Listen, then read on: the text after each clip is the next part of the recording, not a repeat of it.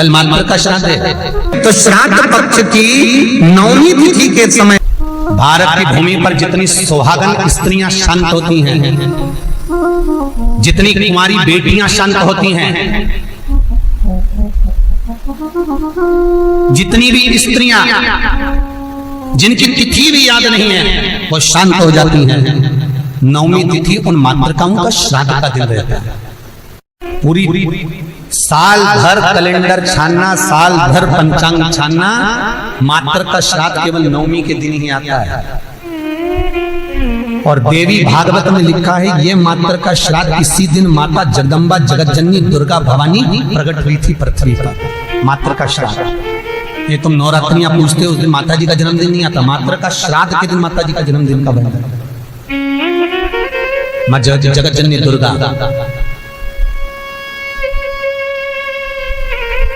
मातृ का श्राद्ध किसी ने कृष्ण किया है, वो हम लिखकर लेकर आए हैं कि महाराज श्राद्ध पक्ष में हमें किसको भोजन कराना चाहिए। ऐसी कोई पुराण नहीं जिस पुराण में लिखा है कि स्त्री मरे तो स्त्री को ही भोजन करा। बहुत ध्यान देना महाराज का था। श्राद्ध पक्ष में कोई वीडो स्त्री मर गई, कोई विधवा नारी मर गई, विधवा स्त्री मर गई तो किसी विधवा को भोजन करा। कोई स्त्री चली गई तो उसकी जगह स्त्री को भोजन करा। आप चाहे मार्कंडे पुराण उठा लो, मनु स्मृति उठा लो, व्याघ्र स्मृति उठा लो, किसी भी पुराण में किसी भी शास्त्र में ये नहीं लिखा कि श्राद्ध का भोजन आप स्त्री को कराओ। हर पुराण में एक ही बात लिखी है कि ब्राह्मण वो जो पूजन करता हो, ब्राह्मण वो जो गायत्री करता हो, ब्राह्मण वो जो भगवत भजन करता हो, ब्राह्मण वो जो मंत्र का जाप करता हो, ब्राह्मण वो जो नित्य प्रति संध्या करता हो, ब्राह्मण वो जो मंत्र का स्मरण करता हो, वेद और पुराण का ज्ञाता हो, ब्राह्मण वो जो भगवान की सेवा में तल्लीन रहता हो, ब्राह्मण वो जो कंधे पर जनेऊ धारण करता हो, ब्राह्मण वो जो मस्तक पर त्रिपुंड धारण करता हो, ब्राह्मण वो जो जिसके मुख से गायत्री का नित्य प्रति स्मरण होता हो, उसको भोजन कराने का श्राद्ध में हक है। अब ये भी समझ लो कि अगर स्त्री मरी तो स्त्री के श्राद्ध में क्या स्त्री को ही भोजन कराना चाहिए? तो शिव महापुराण, गरुड़ पुराण, गर्ग संहिता, वराह पुराण, ये सारी पुराणे वर्णन करती है कि स्त्री को आप भोजन करा रहे हो। स्त्री क्या वेद पढ़ती है? स्त्री क्या गायत्री करती है? स्त्री क्या संध्या करती है? स्त्री क्या उपासना करती है? नहीं। अगर उस स्त्री के लिए भी आपने ब्राह्मण को भोजन कराया तो भोजन करेगा तो गायत्री करेगा, संध्या करेगा, उससे उसको भाग हमारे पूर्वजों को प्राप्त होगा। इसलिए ब्राह्मण भोजन की महत्वता करते हैं। फिर दूसरा क्रम कहा गया, मान लो अगर कोई सौभाग्यवती नारी चली गई, सुहागन स्त्री चली गई, कोई पति के साथ सती हो गई, कोई ऐसी स्त्री गई है तो स्पष्ट कहा गया है महाराज, हमारे यहाँ मनुस्मृति में कहा गया कि अगर कोई सौभाग्यवती नारी चली जाती है तो उसको केवल स्त्री को भोजन नहीं कराना है, उसके साथ उसके पति को भी भोजन पर बुलाना है, तब भोजन का श्राद्ध का भाग प्राप्त होता है। नहीं तो वो स्त्री जिसका तुमने श्राद्ध करा है, केवल एक नारी को सौभाग्यवती को बुलाकर भोजन करा दिया, साड़ी दे दी, चूड़ी दे दी, बिंदी दे दी और वो चली गई, तो वो नारी साल भर में स्वप्न में पूरे घर को दिखेगी जरूर, कभी भी दिखेगी पर दिखेगी, ये पक्का। अब कहोगे महाराज हमने तो श्राद्ध में माता जी का भोजन भी कराया था, स्वागन गई थी तो हमने तो एक लेडीज को भोजन भी कराया, वो स्त्री का भोजन कराया, अकेली को भोजन कराया, उसके साथ में उसके पति को नहीं बुलाया। अगर पति आता, दोनों अखंड भाव से भोजन करते तो फिर वो स्वप्न में नहीं देखती, आशीर्वाद देकर जाती, क्योंकि उसकी अकेली को तुमने भोजन कराया है, अकेली। मनुस्मृति कहती है सुहागन स्त्री का जब श्राद्ध आता है तो उसके पति को भी जोड़े पर भोजन करने बुलाना चाहिए, अकेले नहीं।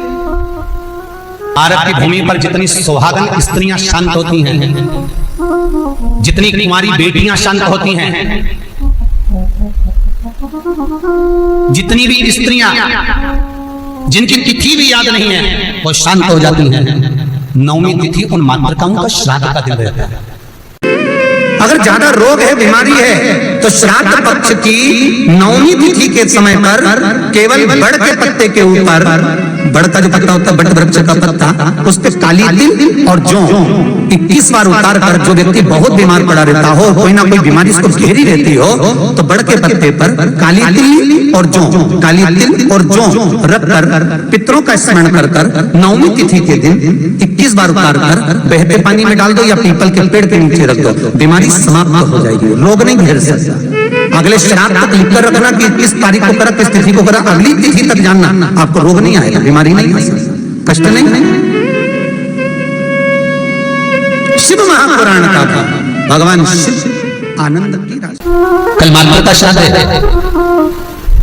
काली तिल, काली मिर्ची, 7 लौंग, केवल ये हथेली में रखकर अपना नाम और गोत्र बोलकर अपने दरवाजे से बाहर निकलकर किसी भी शंकर के मंदिर को समर्पित करिए। शिव पे नहीं चढ़ाने दें तो शंकर की चौखट पर रखें। महाराज घर में कभी क्लेश नहीं होगा, बिल्कुल शांति, सहजता, प्रेम, आपस। श्राद्ध पक्ष में पीपल के पेड़ के नीचे मात्र काली तिल्ली का पानी ही डाल देने से पित्त दोष का निवारण हो जाता है। किसी लड़के की लड़की की विवाह शादी नहीं हो रहा हो, मंगल विवाह नहीं हो रहा हो, पानी के लोटे में थोड़ा सा काला तिल डालकर श्राद्ध पक्ष में पीपल के पेड़ के नीचे चढ़ा दीजिए। महाराज पितरों की शांति होती है, घर में मंगल कार्य होता है, मंगल कार्य हो जाता है। पहला गणेश स्थान, कार्तिकेय स्थान, अशोक सुंदरी का स्थान। अशोक सुंदरी के स्थान पर जल क्यों चढ़ाया जाता है? क्योंकि भगवान शंकर की सबसे छोटी लड़की जो है वो अशोक सुंदरी है, और ये जो छोटी लड़की है अशोक सुंदरी, ये नारी को अखंड सौभाग्यता का वर प्रदान करती है। कौन सी नारी को, किस नारी को अखंड सौभाग्यता देती है? तो महाराज शास्त्र कहता है जिस नारी के भाग्य में लिखा होता है कि इसको वैधव्य होना है, इसके पति को समाप्त होना है, अगर वो नारी अशोक सुंदरी वाली जगह पर जल चढ़ा देती है तो पति पर अगर काल भी मंडरा रहा होता है तो मां अशोक सुंदरी महाकाल से कहकर काल को टाल देती है। वो अशोक सुंदरी का डब्बी में आप सोने की अंगूठी रखते हो, जिस डब्बी में आप सोने की लौंग रखते हो, जिस डब्बी में सोने का कोई सामान रखते हो, उसमें चांदी नहीं रखी जाती। किस किसने सुन रखा है?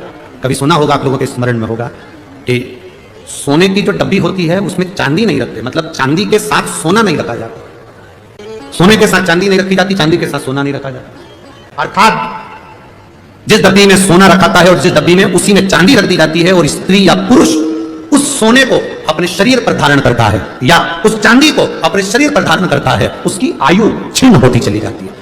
मेरे शंकर भगवान को 1 लोटा पानी, 1 कलश जल चढ़ाते रहिए।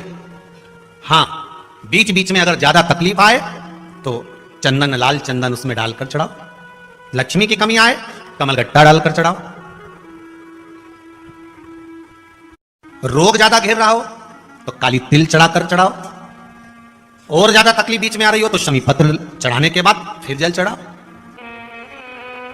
कभी शमी पत्र चढ़ाकर आप जल चढ़ा दो, कभी बेलपत्र चढ़ाने के बाद जल चढ़ा दो। बीच बीच में प्रयोग करते रहना चाहिए।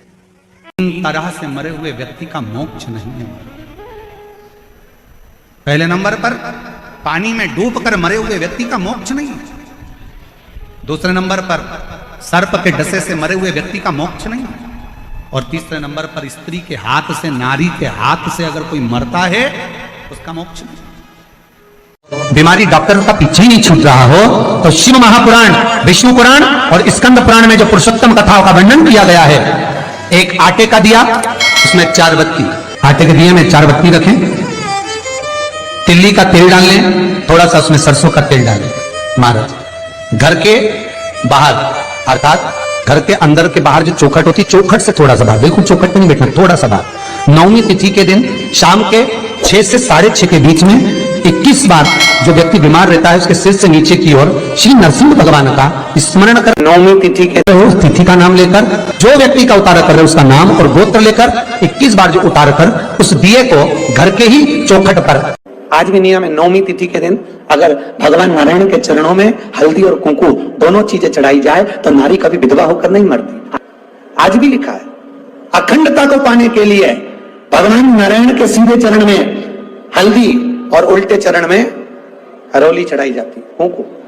दोनों। हंस और कौवे में एक अंतर है, हंस गलती को देखता है तो भी चुप रहकर एकांत में जाकर कह देता है कि तुमने ये गलती कर। हंस कभी चिल्लाकर नहीं कहता, और कौवा एक ऐसा होता है जो कोई गलती करे तो काऊ काऊ काऊ काऊ कर कर कर चिल्ला चिल्ला कर इकट्ठा करेगा, सारे कौवों को इकट्ठा कर लेगा। और वो कौवे भी कुछ नहीं करेंगे, वो भी काऊ काऊ करेंगे। कौवे का काम है कि सबको इकट्ठा करना है, चिल्लाओ काऊ काऊ काऊ करो, इसने ये गलती करी है, चिल्लाना चालू करो। और कौवे का काम है वो चिल्लाता रहेगा, इकट्ठा करेगा, सबको एकत्रित करेगा, और वो कौवे भी चिल्लाएंगे, बहुत चिल्ला। पर निवेदन है कौवा मत बनना, हंस के झुंड में जाकर बैठना, थोड़ा समझना समझाना। क्यों कहा कि मंदिर में भी अपने पांव लंबे कर कर नहीं बैठना, पांव मोड़ कर बैठना। पांव मोड़ने से मतलब है कि मंदिर में जब भी जाना, भगवान के पास जब भी जाना, कथा में जब भी जाना, तो अपने दिल को संसार से मोड़कर परमात्मा के पास लेकर बैठना, तो परमात्मा मिल सकता। भगवान शंकर के मंदिर में अपन पाँव को मोड़ के बैठते हैं, हाथ जोड़ कर बैठते हैं, क्योंकि अपने दिल को मोड़ना है परमात्मा की ओर, भगवान की। गांधारी से कहा पट्टी खोलो आंखों की, गांधारी ने आंखों की पट्टी खोली तो सामने एक बोर का बेर का पेड़ दिखा, एक बेर का पौधा, एक बोर का जो बेर हम खाते हैं उसका पौधा नजर आ गया। और पौधा दिखते से ही तुरंत गांधारी ने बेर तोड़ना चाहे, पर बेर तो ऊंचे लगे थे। गांधारी ने एक शव को उठाया, दूसरे शव को उठाया, तीसरे शव को उठाया, शवों का ढेर लगाया। गांधारी उस पर चढ़ गई और बेर तोड़कर खाने लगी। खाने के बाद गांधारी को याद आया कि मुझे तो अपने बेटों से मिलना है जो मर गए। कृष्ण से कहा, कान्हा मेरे बेटे कहाँ हैं? कृष्ण कहते हैं, गांधारी काकी, जो आपके पांव के नीचे मसले जा रहे हैं ये आपके बेटे ही हैं। गांधारी कहती है, मेरे बेटों की ये दशा कैसे हो गई? मैंने कोई पाप नहीं करा, मैंने कभी कोई गलत कर्म नहीं करा, फिर ये दशा हुई कैसे है? भगवान कृष्ण ने कहा, गांधारी काकी, पूर्व समय में तुमने 100 केचुओं को मलवाया था, वो 100 केचुए आज आपके सामने मले हुए पड़े हैं। जैसा दूसरे के साथ करोगे वैसा भोगने के लिए तैयार हो। नगरी में आप प्रवेश करेंगे और काशी की पवित्र धरा पर मां गंगा की गोद में जब आप जाएंगे, आप दर्शन करेंगे मणिकर्णिका घाट।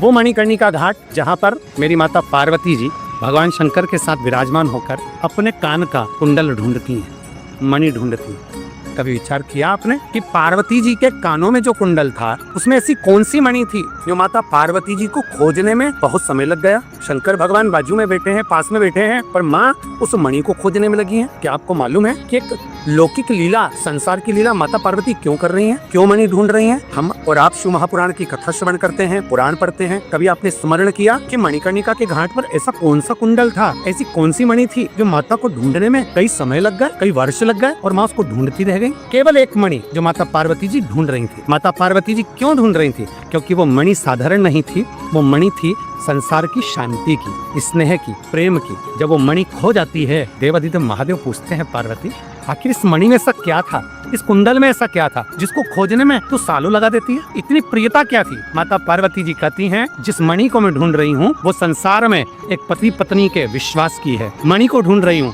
संसार में भाई भाई के विश्वास की है। मणि को ढूंढ रही हूँ एक बहन के विश्वास की है, माता पिता और परिवार के विश्वास की है। वो मणि इस जगह पर खो गई है, उस मणि को ढूंढना जरूरी है स्वामी। अगर वो मणि नहीं मिलेगी तो संसार में विश्वास कहाँ रहेगा? शंकर कहते हैं, पार्वती तुम्हारे एक कान की मणि गिरी है वो विश्वास की है, तो दूसरे कान की मणि कौन सी भाव की है? पार्वती जी कहती हैं वो शांति की मणि है। तो पार्वती तुम्हारे कान के कुंडल में एक मणि तो लगी हुई है। भगवान शंकर से पार्वती जी कहती हैं, विश्वास की मणि कहीं खो गई है और शांति की मणि मेरे कान में है। जो हमारे नजदीक में आ जाता है ना स्वामी, उसको शांति मिलना प्रारंभ हो जाती है, और जो दूर चले जाता है उससे धीरे धीरे धीरे धीरे विश्वास टूटता चले जाता है। हर हर महादेव, श्री शिवाय, नमस्ते। व्यस्त हो तो समझ लो कि सबसे ज्यादा मस्त हो।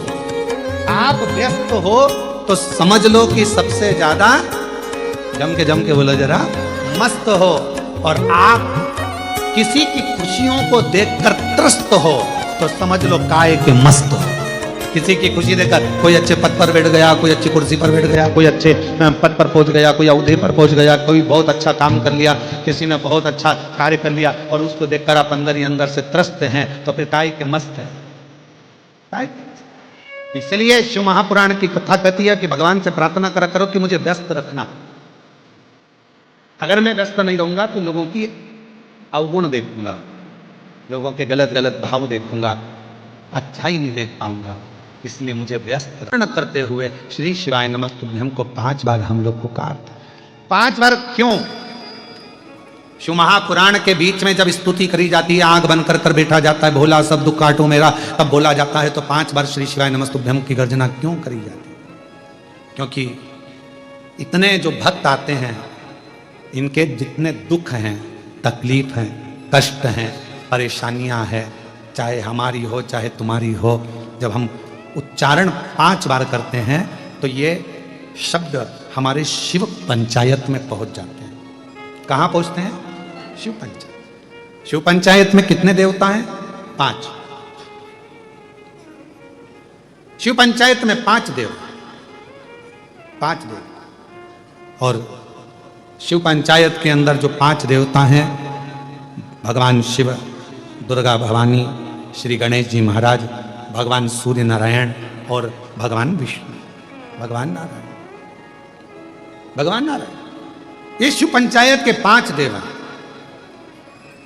अंतर ये भाव प्रकट होता है कि जब हम भगवान शंकर का 5 बार भगवान शिव का नाम लेते हैं, 5 बार उच्चारण करते हैं, श्री शिवाय नमस्तुभ्यं, श्री शिवाय नमस्तुभ्यं, श्री शिवाय नमस्तुभ्यं, श्री शिवाय नमस्तुभ्यं। हम और आप 5 बार जब उच्चारण करते हैं तो हमारा वो उच्चारण करा हुआ शब्द मंत्र शिव पंचायत के अंदर चला जाता है।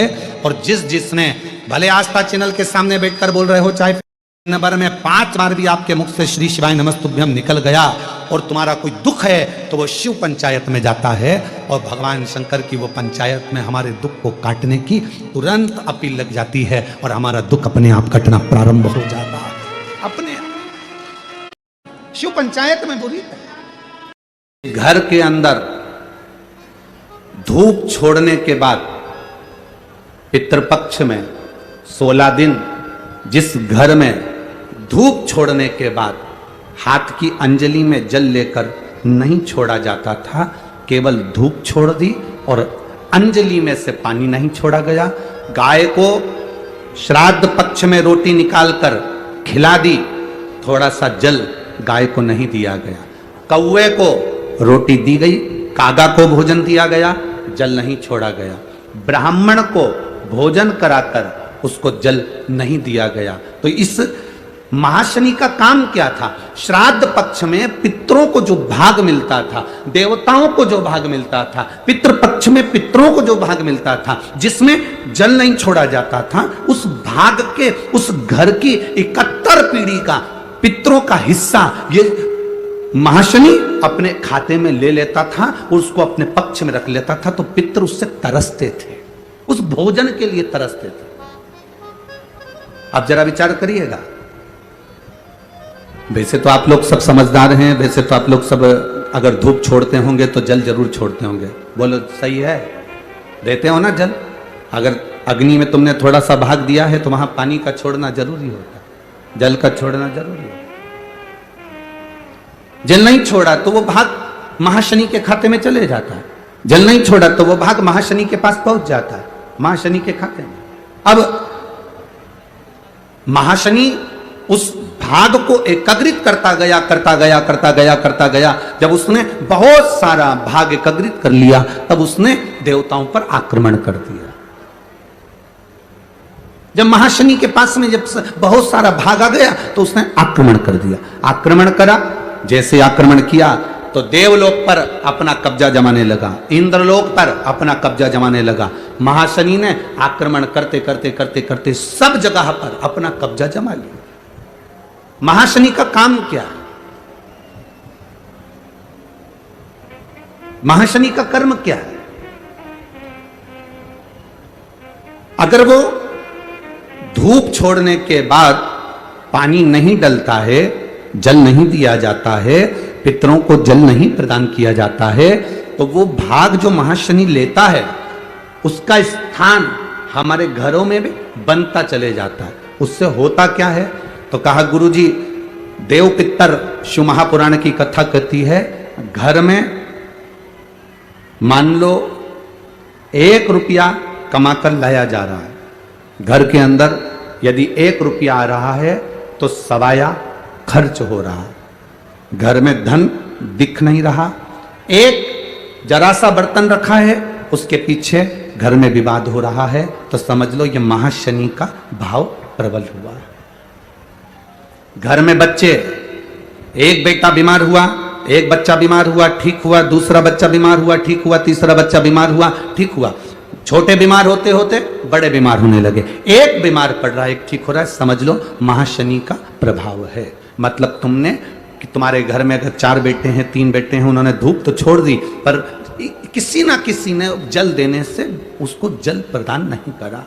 गाय को रोटी तो श्राद्ध पक्ष में दे दी पर जल नहीं दिया गया। गाय को अगर रोटी देने जा रहे हो तो थोड़ा सा बाल्टी में पानी भर कर ले जाओ, अगर बाल्टी में भी पानी नहीं ले जा सकते थोड़ा सा जल उसके मुख पर जरूर देना चाहिए कि वो जल का आचमन कर ले। कौवे को अगर भोजन दिया है, कागा को अगर भोजन दिया, थोड़ा सा जल का भाग भले कटोरी में भर कर ले जाओ और छत पर थोड़ा सा भाग जल का छींटो, पर छींटना जरूर है। श्राद्ध पक्ष में वृषकपि अवतार का महत्व क्या है, विषकपि अवतार की महत्वता क्या है? देव पितर शिव महापुराण में अगर 16 दिन श्राद्ध के होते हैं और 16 दिन श्राद्ध में से कोई भी एक दिन श्राद्ध का जो तुम्हारी मर्जी पड़ जाए, जिस दिन तुम घर में फ्री हो, जिस दिन तुम्हारी मर्जी पड़ जाए, जिस दिन तुम्हारा मन कर जाए, उस दिन वृषकपि विषकपि नाम लेकर एक रोटी में थोड़ी सी शक्कर या गुड़, थोड़ा सा चावल, थोड़ा सा अगर चावल नहीं हो तो खीर बन जाए तो ज़्यादा अच्छी है, रोटी के अंदर रखकर वृषकपि या विषकपि भगवान शंकर का एक अवतार है नारायण के साथ में। भगवान शिव और भगवान शंकर का नारायण का एक अवतार मिलकर हुआ था। भगवान शिव और नारायण का मिलन से 3 अवतार हुए थे, 3 अवतार हुए हैं। एक हरिहर अवतार भी भगवान शंकर और नारायण के मिलन से हुआ, एक वृषकपि अवतार भी नारायण और शिव के मिलन से हुआ। तो जो वृषकपि अवतार है भगवान शंकर और एक भगवान नारायण और भगवान शंकर के मिलन से शरंभेश्वर अवतार भगवान शंकर का और नारायण का मिलकर हुआ है, शरंभेश्वर। ये 3 अवतार नारायण और शिव जी मिलकर बने हैं। 3 अवतार भगवान शंकर ने नारायण के साथ मिलकर लिया, शरीर एक बनाया, दोनों मिल गए, एक शरीर बनाकर जगत का कल्याण करा। रोटी हो तो रोटी, पूड़ी हो तो पूड़ी, पराठा हो तो पराठा, जो तुम बनाए हो उसमें थोड़ा सा मात्रा दूध चावल की या खीर की, थोड़ी सी मात्रा गुड़ की, और वृषकपि या विषकपि अवतार का नाम लेकर अपने दरवाजे के बाहर खड़े होकर जो गौ माता को श्राद्ध पक्ष में किसी भी दिन ये भोजन वृषकपि का नाम लेकर दे देते हैं, उसके घर में कभी संपदा की कमी नहीं आती, धन की कमी नहीं आती। श्राद्ध पक्ष का ये स्वरूप है विषकपि अवतार। एक बार सब बोलेंगे, बोल विषकपि भगवान की। अब नाम आप लोग ले जिससे आप लोगों को याद हो जाए, बोलिए विषकपि भगवान की। आप विषकपि बोल सकते हो, वृषकपि भी बोल सकते हो, वृषकपि भी बोल सकते हो और विषकपि भी बोल सकते हो, दोनों नाम में से कुछ भी। हाँ, अगर आप नेट पर सर्च करोगे या आजकल लोग क्या है कथा सुनने के बाद नेट पर जल्दी सर्च करते हैं, तो गूगल आदि पर सर्च कर